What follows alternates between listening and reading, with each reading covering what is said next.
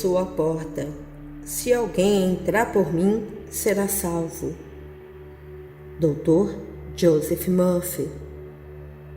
Em verdade vos digo, o que não entra pela porta no aprisco das ovelhas, mas sobe por outra parte, esse é ladrão e salteador. Aquele, porém, que entra pela porta, esse é pastor das ovelhas. Para este o porteiro abre. As ovelhas ouvem a sua voz. Ele chama pelos nomes as suas próprias ovelhas e as conduz para fora. Depois de fazer sair todas as que lhe pertencem, vai adiante delas e elas o seguem, porque lhe reconhecem a voz.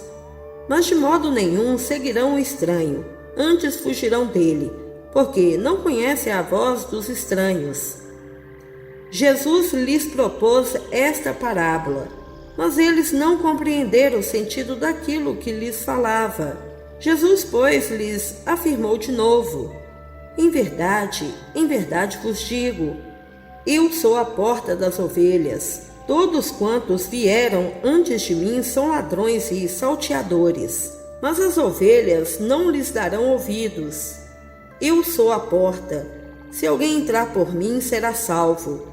Entrará e sairá e achará pastagem. O ladrão vem somente para roubar, matar e destruir. Eu vim para que tenham vida e tenham em abundância.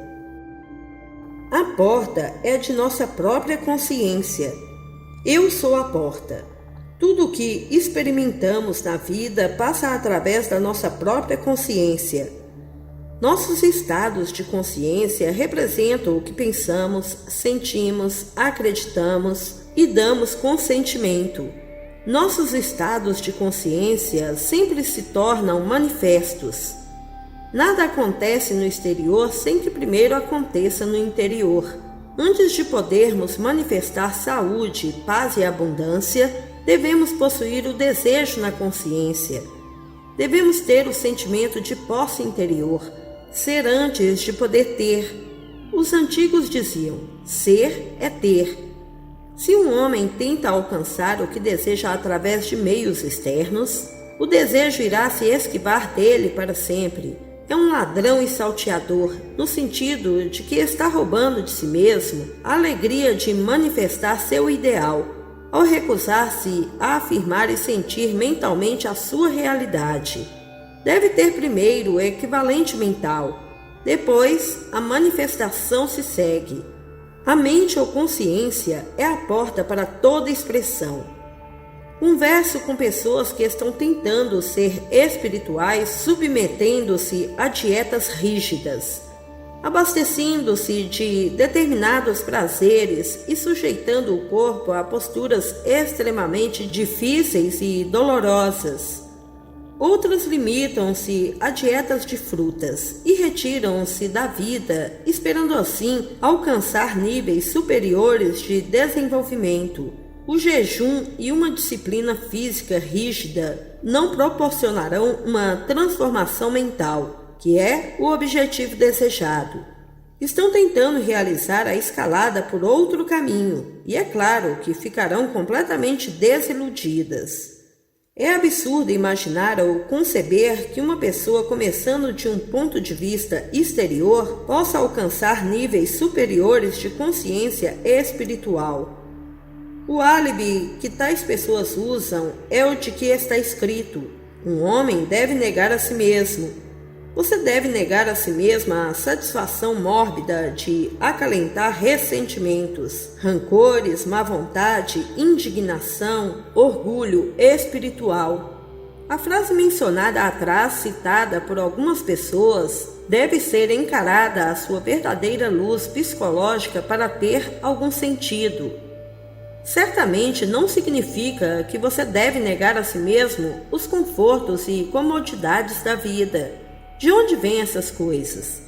Você deve negar e rejeitar a maneira antiga de pensar, antes de poder elevar-se a níveis superiores. Não pode permanecer o mesmo mentalmente e ascender espiritualmente. Deve haver uma mudança interior. E não vos conformeis com este mundo, mas transformai-vos pela renovação da vossa mente. Romanos 12, versículo 2. Você já deve ter observado, ou pelo menos está a par da metamorfose da larva em borboleta. Isso simboliza uma transformação pela qual você pode também passar. Possui asas que não têm sido usadas, os meios do pensamento e sentimento, permitindo-lhe elevar-se no seio do Pai para o paraíso. A transformação na linguagem bíblica não se refere à transformação de uma célula num ser humano, mas sim a uma mudança psicológica e emocional. Vamos analisar um exemplo simples. Um homem deseja ser curado e afirma repetidamente: "Estou curado". Se as declarações forem mecânicas, não obterá resultados. Ele deve entrar no espírito ou sentimento de saúde perfeita. Deve sentir a verdade do que afirma na consciência. A cura se segue ao conhecimento interior da alma. Para ser rico, deve-se assumir a consciência da riqueza, e a riqueza se seguirá. Se quer crescer espiritualmente, há um padrão maravilhoso apontado por Paulo.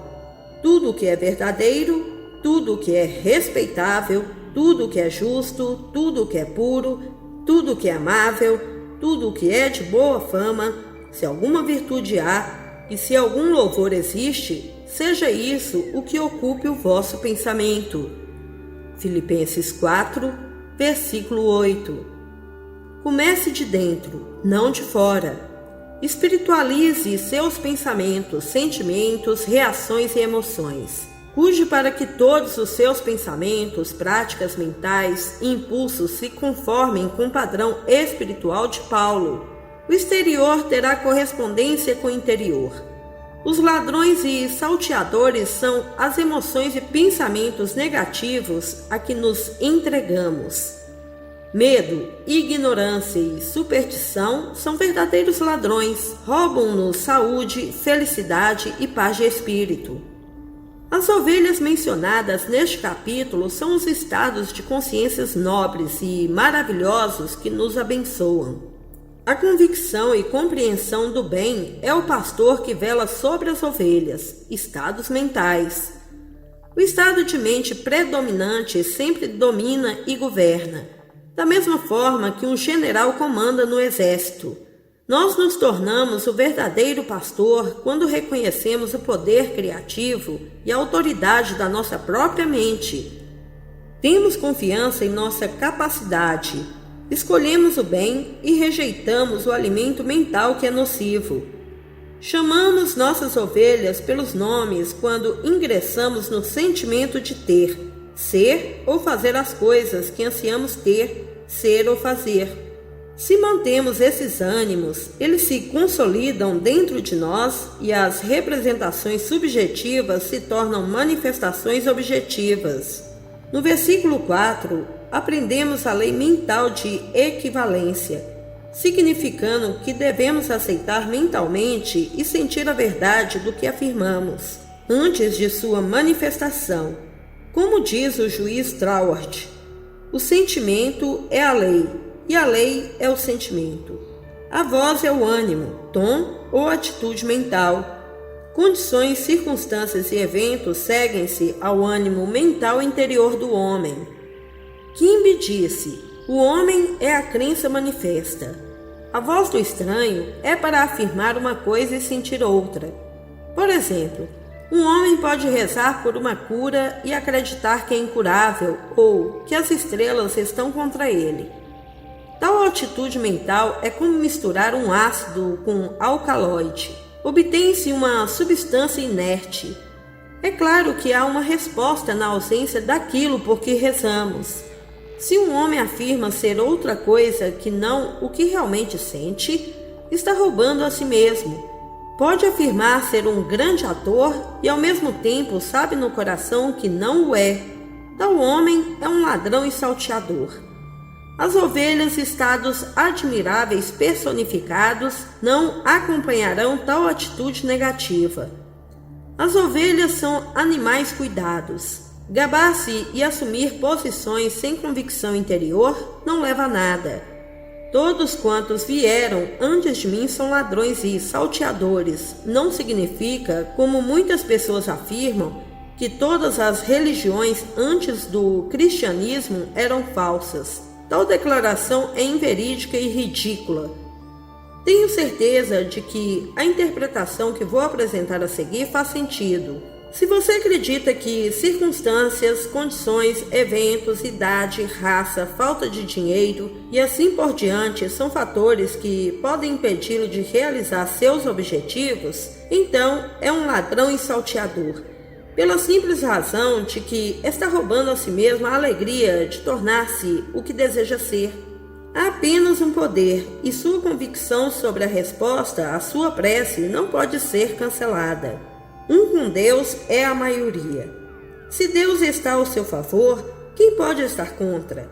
É por isso que está dito: todos quantos vieram antes de mim são ladrões e salteadores.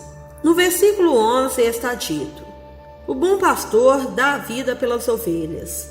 Você deve tornar vivos os desejos de seu coração.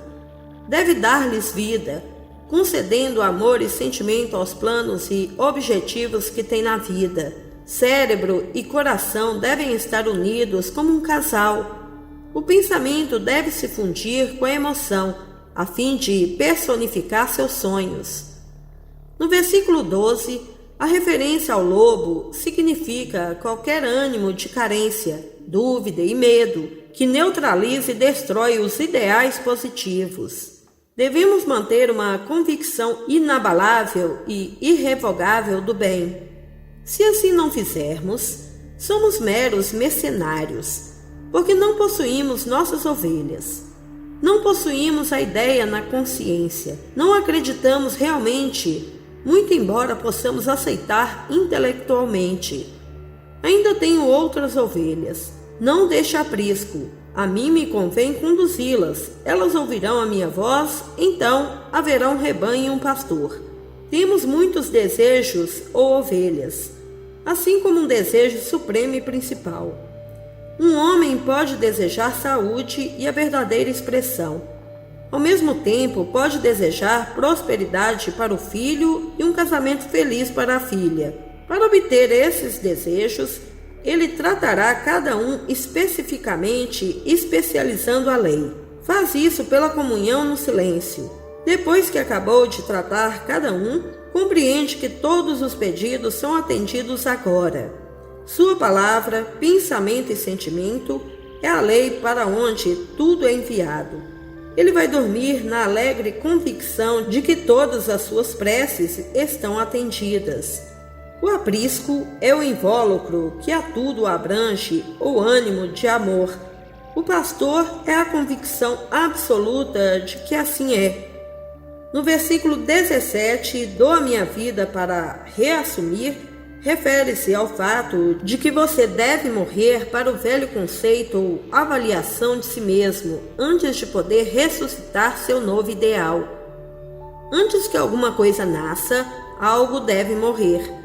O homem de mentalidade materialista deve morrer antes que o homem de mentalidade espiritual desperte. A ignorância deve morrer para a sabedoria nascer. Se um homem é descuidado, negligente, indiferente em seu trabalho e subitamente começa a estudar e melhorar a si mesmo em todos os aspectos, o homem novo, eficiente e dinâmico nasceu, enquanto o homem velho, negligente e preguiçoso morreu. No versículo 18, somos informados de que o homem espiritualmente despertado sabe que a única morte, assim como o mundo a vê, é uma crença na morte. A morte está em nós, não na pessoa no caixão. Nenhum homem tira de ti. A verdade absoluta e respeita é a seguinte: quando um homem é morto, na verdade matou a si mesmo. Embora outro possa ter puxado o gatilho, disparando a bala que o abateu. O suposto assassino era simplesmente um instrumento realizando o estado de consciência do homem abatido. A consciência é a única causa e o próprio homem é a causa e efeito. Ninguém pode vir a mim se o Pai não o trouxer, isto é, Nenhuma manifestação ou expressão ocorre a não ser que o Pai, estado de consciência dominante, a atraia. O homem interior é sempre a causa, o exterior é sempre efeito. Quando nos apoiamos na convicção de que Deus é e habitamos no lugar secreto do mais alto, nenhum homem pode tirar-nos coisa alguma, nenhum mal nos atingirá, pois acreditamos que Deus está conosco. Isso é fé e isso é convicção.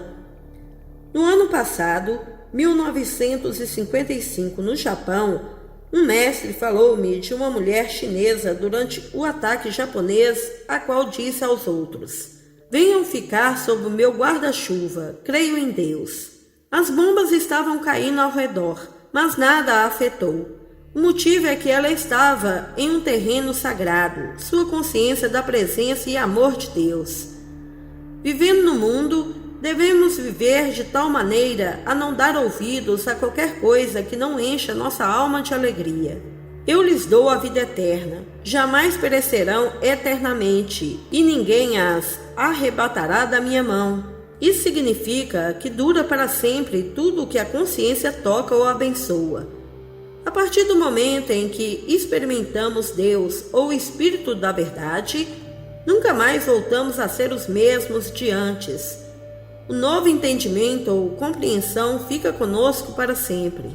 Responderam-lhe os judeus: não é por obra boa que te apedrejamos, e sim por causa da blasfêmia, pois sendo tu homem, te fazes Deus a ti mesmo. O termo judeus não se refere a um povo específico, mas sim ao homem comum ou homem vivendo no mundo pensamento que julga ser blasfêmia a afirmação de que o homem é a manifestação de Deus andando sobre a terra. Ele apedreja os que proclamam a verdade, criticando e condenando tais ensinamentos como blasfêmia, pois são contrários ao seu condicionamento, baseado em teorias ignorantes e falsas crenças a respeito de Deus. O homem comum está dominado por uma atitude negativa. Não está escrito na vossa lei? Eu disse: sois deuses? Mas se faço e não me credes, credes nas obras, para que possais saber e compreender que o Pai está em mim e eu estou no Pai. Na realidade, cada homem é um filho do infinito e certamente o filho possui os mesmos atributos, qualidades e potenciais do Pai, pois ele, subsistindo em força de Deus, não julgou como usurpação o ser igual a Deus. Filipenses 2, versículo 6. Vamos nos elevar, despertar e afirmar nossa divindade agora. Vamos deixar de cultuar vultos históricos. Em vez disso, vamos adorar o único verdadeiro Deus dentro de nós. O espírito interior é Deus, e quando nos aliamos a Ele, chamamos isso de crer. Começamos a fazer as obras daquele que nos enviou. Quando implicitamente acreditamos, todo o poder nesse momento nos é concedido no paraíso de nossa própria mente. É o poder e ação de Deus.